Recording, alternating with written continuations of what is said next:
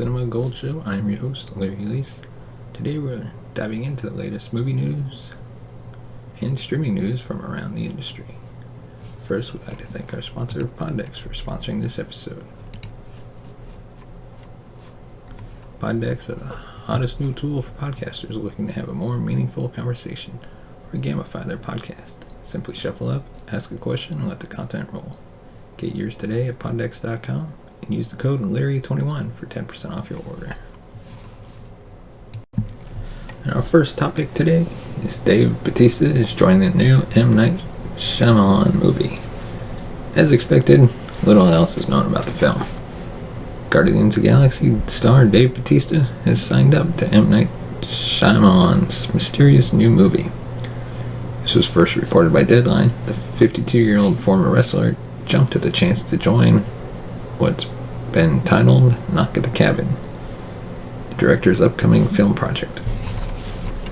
Dave Bautista has found his next A-list director to work, as the Dune actor is in negotiations to star in M. Night Shyamalan's new top-secret pick, Knock at the Cabin. Unfortunately, little else is known about Knock at the Cabin, except that M. Night Shyamalan will both write and direct the movie, as well as produce it, alongside Ashwin Rahan, Mark Beanstalk, and Steven Schneider. Despite keeping his upcoming move tightly under wraps, he recently took to Twitter to tease the project to his fans. Quote, "The next one," he said, "on third draft, super tight, under 100 pages. The previously untitled project has since been confirmed to be called Knock at the Cabin, but what that quite means remains to be seen. And presumably, he will once again film in Philadelphia."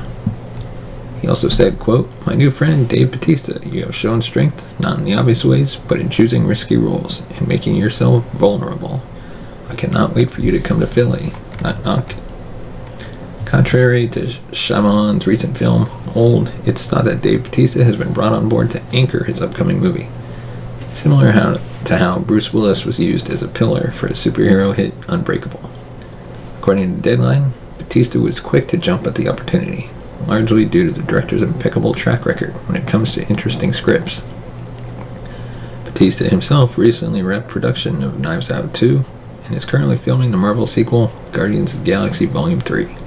He's also expected to film the upcoming sci-fi sequel, Dune Part 2. Knock at the Cabin will open in theaters on February 3rd, 2023. And now to one of the biggest stories of the day. An Amazon server outage caused problems for Alexa, Ring, Disney Plus, and its own deliveries. Problems with some Amazon Web Service cloud servers are causing slow loading or failures for significant chunks of the internet. Amazon's widespread network of data centers powers many of the things you interact with online. So as we've seen in previous AWS outage incidents, any problem has massive rippling effects. People started noticing problems around 10:45 a.m. Eastern Time. While some affected services that rely on AWS have been restored, the internet is still a bit slower and more unsteady than unusual. The most important app impacted by the outage might be the one that Amazon employees use. CNBC had pointed out Reddit posts from Amazon Flex, warehouse and delivery workers who say that the app that keeps track of packages, tell them where to go, and generally keep your items on time, went down too.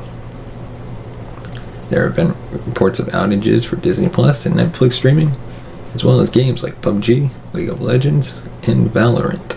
We've also noticed some problems accessing Amazon.com and other Amazon products like the Alexa Assistant, Kindle eBooks, Amazon Music, or Ring security cameras. The Down Detector, a list of services with spikes in their outage reports, runs off nearly any recognizable name: Tinder, Roku, Cash App, Venmo, Coinbase, the list goes on. There are reports from network admins everywhere about errors connecting to Amazon's instances in the AWS Management Console that controls their access to the servers. Amazon's official status page had been updated with messages confirming the outage. Quote, "We are seeing impact to multiple AWS APIs in the US East 1 region. The issue is also affecting some of our monitoring and incident response tooling, which is delaying our ability to provide updates." The root cause of this issue is an impairment of several network devices in the U.S. East 1 region. We are pursuing multiple mitigation paths in parallel and have seen some signs of recovery, but we do not have an ETA for full recovery at this time. It appears that the problems are focused on the U.S. East 1 AWS region hosted in Virginia, so users elsewhere may not see as many issues, and even if you're affected, it could manifest as slightly slower loading while the network reroutes your request somewhere else. Amazon continues to point to the updates on its status page, which indicates the company is, quote, actively working towards recovery. And now on to our third topic of the day. Kyle Richards will return and Halloween Ends. The final installment in the new Halloween trilogy is expected to hit theaters October 14th, 2022, just in time for the Halloween season. Actor Kyle Richards is set to reprise her original Halloween role in Halloween Ends, the final installment in David Gordon Green's new trilogy of films in the horror series. Halloween Ends is set to arrive on October 14th, 2022. Richards' character Lindsay Wallace was brought back for Halloween Kills this year, and until the film was a character audiences haven't seen since John Carpenter's original movie. Lindsay Wallace was one of the kids who Laurie Strode was babysitting way back in 1978 and in 2021's Halloween Kills. She is still warning kids about Michael Myers. Plot details are still under wraps for Halloween Ends, but according to Richards, her coming back was due to positive fan reception from Halloween Kills, and quote, "When my character didn't die, I was like, hello?" After returning in Halloween Ends will be Laurie Strode herself, actor Jamie Lee Curtis, who is also in Halloween Kills. Curtis and Richards didn't have much screen time together in last year's movie, but Richards is hopeful for Halloween Ends they'll be acting together more. And now on to our final topic of the day. Venom 3 is already in the works. Tom Hardy's Venom will be getting yet another sequel, as producer Amy Pascal revealed that Venom 3 is already underway. During an interview with Collider, the Spider-Man No Way Home producer confirmed that another Venom sequel is already in the works. Quote, "We are in the planning stages right now, but we are focused on getting everybody to come and see No Way Home." Tom Hardy first starred as Venom in the 2018 Spider-Man spin-off, following the story of investigative journalist Eddie Brock. The film acts as an origin story for the Venom symbiote, an extraterrestrial parasitic entity who takes up residence in the aforementioned Eddie. Venom's recent sequel, Venom Let There Be Carnage, certainly opened up the door for more Venom movies. Despite mixed reviews from critics, the films went on to become the sixth highest grossing film of 2021, earning $483 million at the box office. The film set a pandemic record with its $90 million opening weekend. With the film performing incredibly well for a pandemic release, it feels as though Venom 3 is a bit of a no-brainer. But will Venom begin to appear in the MCU before that? Venom Let There Be Carnage certainly hinted at a Marvel crossover with its mid-credits scene, linking Venom and Eddie Brock to the current Peter Parker. And while Pascal refused to say much, it looks as though there could be room for a crossover. Quote, "There's the wonderful movies that Sony makes, then there's the Marvel Universe. There's our Spider-Verse movies, and we're all very careful to work with each other in a way that is additive for everybody. Of course, Spider-Man No Way Home introduces numerous former Spider-Man villains back into the MCU. This would be the perfect opportunity to get Venom in on the action.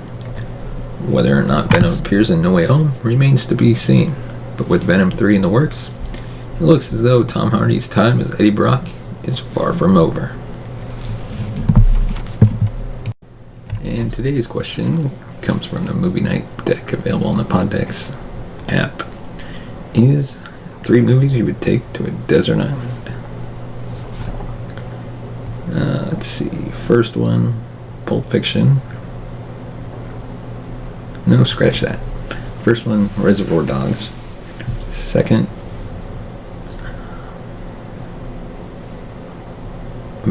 Avengers Civil War. Or what is it? Captain America Civil War? Civil War, whatever it's called. And then, let's see.